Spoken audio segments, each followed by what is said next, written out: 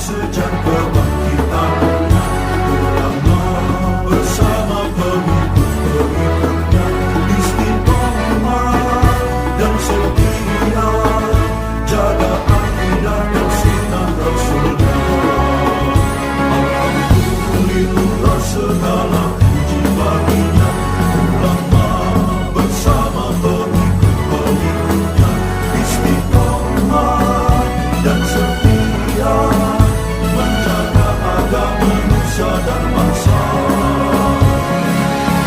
Mari kuatkan niat kita, kita bulatkan tekad kita, terus lanjutkan amal kita, mengembangkan hikmah kita. Assalamualaikum warahmatullahi wabarakatuh. Innal hamdalillah nahmaduhu wa nasta'inuhu wa nastaghfiruh wa na'udzu billahi min syururi anfusina wa min sayyiati a'malina. May yahdihillahu fala mudilla lahu wa may yudlil fala hadiya lahu. Asyhadu an la ilaha illallah wahdahu la syarika lahu wa asyhadu anna Muhammadan 'abduhu wa rasuluh. Allahumma salli ala sayyidina Muhammadin abdika wa nabiyyika wa rasulika nabiyyil ummi wa ala alihi wa sahbihi wa sallim taslima biqadri 'azamati dzatika fi kulli waqtin wa hin. Amma ba'd. Wa qala Allah ta'ala wa huwa asdaqul qailin yamhullahu ma yasha wa yuthbit wa indahu ummul kitab. Hadratil mukarramin wal muhtaramin, al-asatidah wal hujjaj wasyuyukh yang sama-sama kita hormati dan muliakan, para ustaz, para hujjaj, para haji, dan juga para orang tua, segenap pengurus Majelis Taklim Al-Hidayah, baik dari pengurus harian, ketua umum, bendahara umum, ada ya, sekretaris umum. Sekretaris umum itu kalau bahasa kerennya sekjen Al-Hidayah, bahkan penasehat Bapak RT, nasihat yang selalu setia menemani kita pada malam hari ini. Seluruh jamaah Hidayah yang alhamdulillah malam hari ini dalam keadaan sehat walafiat, bisa kumpul dalam rangka tawakufan. Mudah-mudahan niat kita datang dan hadir di sini untuk tawakuf ini termasuk niat untuk melanjutkan kembali pengajian-pengajian di tempat lain. Hadirin jamaah rahimakumullah, di bulan Sya'ban kebiasaan kita itu melaksanakan tawakuf, melaksanakan penutupan pengajian-pengajian. Memang ada keistimewaan bulan Sya'ban. Rajab itu dikenal sebagai bulannya Allah. Sya'ban, kata Rasulullah, dikenal sebagai bulanku. Ramadan, bulan umatku, kata Rasulullah. Rajab syahrullah, wa Sya'ban syahri, wa Ramadan syahrul ummati. Rajab itu bulannya Allah, maka dalam bulan Rajab ini dianjurkan kita banyak-banyak istighfar. Udah lewat Pan Rajab ya, pada istighfar ke kemarin? Astagfirullahaladzim. Lihat lagi lagi. Astagfirullahaladzim. Lihat cicilan belum lunas lagi. Astagfirullahaladzim. Istighfar. Bulan Rajab. Nah, bulan Sya'ban ini disebut dengan syahri, kata Rasulullah. Bulan Sya'ban itu adalah bulanku. Yang dimaksud dengan bulanku di sini karena memang ayat yang sering kita dengar itu turun di bulan Rajab. Saya yakin bapak-bapak sering dengar, barusan juga sama Ustaz Maman sama Ustaz Ilman disebutin, innallaha wa malaikatahu yusalluna 'alan nabi ya ayyuhalladzina amanu sallu 'alaihi wa sallimu taslima. Ini ayat perintah tentang sholawat, perintah agar kita orang-orang mukmin bersolawat. Ini turunnya di bulan Sya'ban sekarang ini. Walaupun masih ada perbedaan pendapat para ulama, apakah di pertengahan, apakah di awal Sya'ban, apakah di akhir Sya'ban. Tapi yang jelas ayat ini turun di bulan Sya'ban. Oleh karenanya bulan Sya'ban disebut dengan syahri, kata Rasulullah. Sya'ban itu bulan. Karena ayat yang barusan kita udah kenal semua ini turun di bulan Sya'ban. Tepatnya di tahun kedua Hijriah. Di tahun kedua setelah Rasulullah hijrah turun ayat ini. Ya innallaha wa malaikatahu yusalluna 'alan nabi. Wahai sesungguhnya Allah dan para malaikatnya itu bersolawat kepada Nabi. Yusalluna 'alan nabi dalam bahasa Arab itu kalau pakai fi'il mudhari ini punya arti tajaddud wal istimrar, artinya terus menerus. Contoh lain misalnya, inna nahnu nuhyil mauta wa naktubu ma qaddamu wa atharahum wa kulla syai'in ahsaynahu fi imamin mubin. Inna nahnu nuhyil mauta wa naktubu ma qaddamu wa atharahum. Allah sebutkan dan kami tulis, wa naktubu ma qaddamu wa atharahum, dan kami tulis apa yang mereka perbuat. Itu berarti Allah terus-menerus mencatat, menulis dan gak berhenti-berhenti.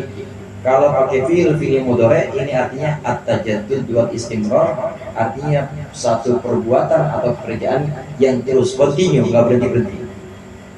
Kembali ke ayat yusalluna 'alan nabi, ini berarti Allah dan para malaikatnya terus-menerus sholawat kepada Rasulullah sallallahu alaihi wasallam.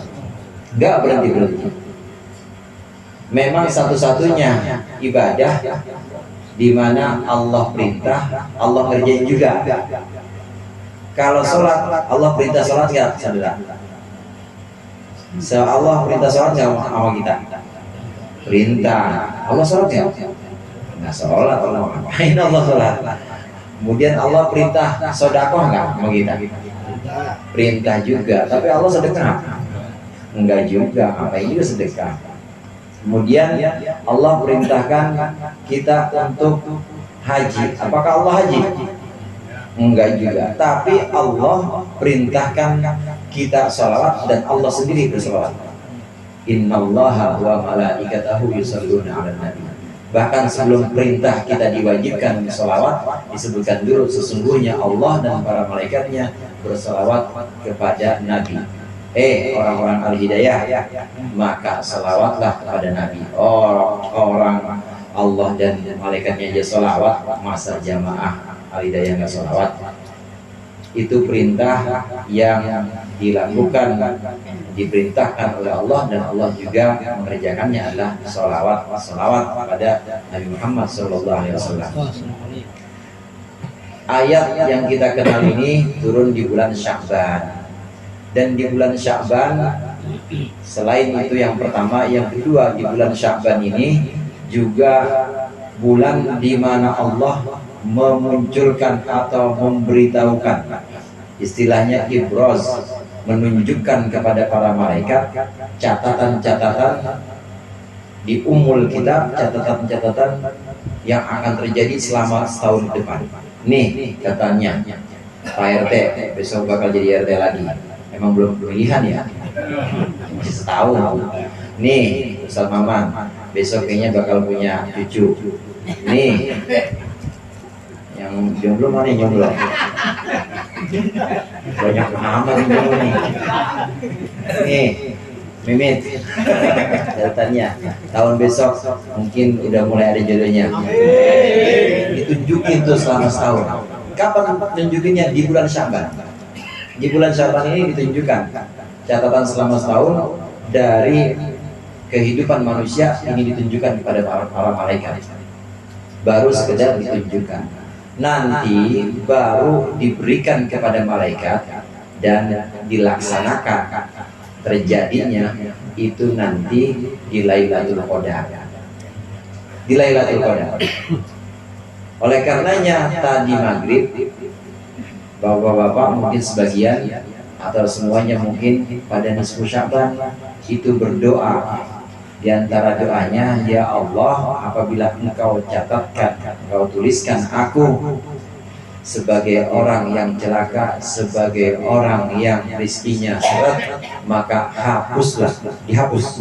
Kita minta dihapus. Kalau emang ini ditunjukkan kepada para malaikat, ternyata setahun ke depan itu adalah orang yang celaka atau orang yang rizkinya itu seret, maka fampu, hapus ya Allah, tolong hapus. Kalau emang engkau menetapkan selama setahun ke depan kami adalah orang yang selamat, kami orang yang bahagia dan orang yang rezekinya lancar, maka tetapkanlah, jangan diubah. Kenapa demikian? Karena memang Allah berhak untuk mengubah.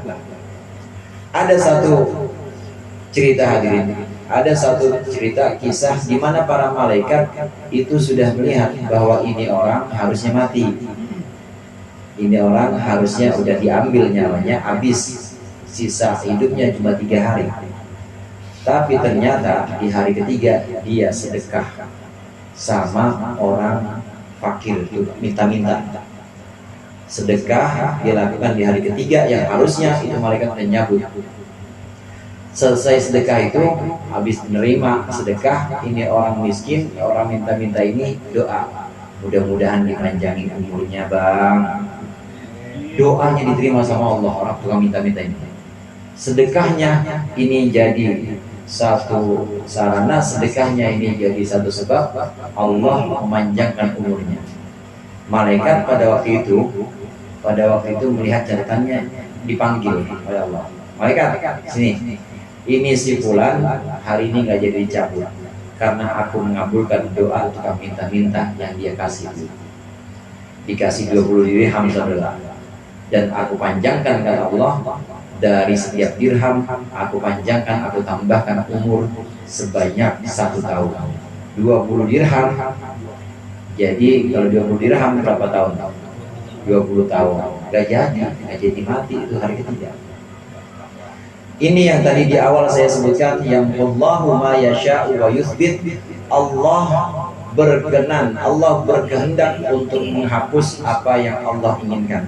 Allah bisa menghapus apa yang Allah kehendaki, dan Allah bisa menetapkan apa yang Allah kehendaki. Terserah Allah. Oleh karenanya kadang-kadang ada yang di dalam catatan malaikat itu kelihatannya rezekinya seret, tapi ternyata berubah. Malaikat kan sama aja, artinya sama aja, tidak mengetahui semua yang gaib. Yang ditunjukkan selama setahun ini seperti ini, yang ditunjukkan selama setahun ini demikian kan, ternyata itu bisa berubah, dan itu yang tahu cuma Allah. Maka kita di Nisbul Syaban berdoa supaya kalau ada ketetapan yang ditunjukkan kepada malaikat, ini ternyata ketetapan yang tidak baik atau ketetapan yang buruk, ketetapan yang kira-kira sulit untuk kita doa kepada Allah, hapus ya Allah. Kalau memang udah baik selama setahun, amin, maka engkau tetapkan ya Allah, jangan engkau hapus. Ini Sya'ban, diantara keutamaannya yaitu bulan di mana turunnya sholawat, ayat tentang sholawat, dan juga bulan di mana Allah memunculkan catatan selama setahun. Kemudian yang ketiga yang ingin saya sampaikan tentang Ramadan atau tentang puasa. Sebenarnya ini hanya mengulang pelajaran yang ada di Bidayatul Hidayah. Puasa ada 3 macam. Kalau bapak-bapak ngederes lagi di rumah, ngederes ya, baca lagi kitabnya Mas Toro, baca lagi. Itu ada puasa umum. Puasa umum cuma sekedar menahan lapar, haus, cuma sekedar menahan kepentingan perut dan kepentingan sejengkal di bawah perut. Cuma itu aja. Jangan kumpul dulu sama istri puasa. Habis tarawih Ustaz, boleh habis tarawih mah, nggak apa-apa. Yang nggak boleh lagi puasa itu nggak boleh. Ini puasa umum. Kemudian yang kedua ada puasa khusus. Puasa khusus itu puasa mencakup seluruh anggota badan kita. Mulut kita puasa dari perkara-perkara yang Allah haramkan seperti bohong, ghibah, ingkar janji dan seterusnya, atau misuh itu mencaci orang. Mulut kita puasa, mata kita juga puasa dari melihat apa-apa yang Allah larang. Telinga kita juga puasa dari mendengarkan ghibah atau mendengarkan sesuatu yang milik orang yang memang orangnya nggak mau kalau kita dengar. Tangannya puasa, tangannya nggak dipakai untuk maksiat, nggak dipakai buat ngetik, nge-share sesuatu yang sifatnya itu bisa merugikan orang lain. Kakinya juga puasa, semua anggota badan puasa. Ini namanya puasa orang khusus. Bukan cuma sekedar nahan lapar, aus dan jima, tapi sudah menahan anggota badan seluruhnya. Yang ketiga ada puasa khusus, yaitu puasa yang mencakup pertama dan kedua sekaligus puasa hatinya. Hatinya tidak ada dan tidak berpaling sedikit pun dari Allah. Jadi hatinya hanya Allah saja, Allah. Nah ini puasa khusus, puasa yang sangat spesial, sangat istimewa untuk orang-orang tertentu. Apakah kita bisa sampai ke sana? Bisa, insya Allah kalau latihan, apalagi sesuai dengan kematangan usia. Kayak Ustaz Thahir udah matang kan ya. Itu kalau udah latihan atau riyadhah istilahnya dalam hati Allah, itu bisa sampai pada tahap itu bahwa dalam hatinya tidak ada yang diinginkan hanya Allah. Memang rahasia umur itu demikian hadirin. Semakin Allah berikan umur yang panjang dan masih Islam di usia 60, itu pasti akan Allah berikan mindset atau Allah berikan mental pengennya kembali aja mau, pengennya nggak ngapa-ngapain dah, pokoknya pengen sama Allah aja dah, pengen dikit-dikit ngaji atau dikit-dikit ibadah, udah gitu aja. 60 tahun itu barokahnya Islam. Orang Islam kalau sampai umur 60 masih Allah karuniakan umur panjang, barokahnya pasti Allah buat hatinya itu pengen pulang sama Allah. Nanti 70 juga begitu, 70 makin pengen, bahkan 70 masih diberikan usia panjang. Ini akan Allah buat dia seperti orang yang habbaballahu malaikat. Allah akan membuat malaikat itu cinta pada orang yang usia 70. Ada yang 70 Pak? 70 Pak RT udah didemenin malaikat ya? Iya, kalau udah 70 orang Islam yang dikasih barokah 70 masih tetap Islam, itu akan Allah jadikan malaikat cinta dan senang sama orang. 80 ada lagi, 90 sampai 90 Pak. Sampai 90 masih Allah berikan berkah umurnya, kemudian Islam masih tetap Islam, maka barokahnya Islam itu yang 90 bisa jadi pakunya kampung. Maksudnya pakunya kampung, kalau ada apa-apa dia minta tolong doa sama dia, insya Allah maju.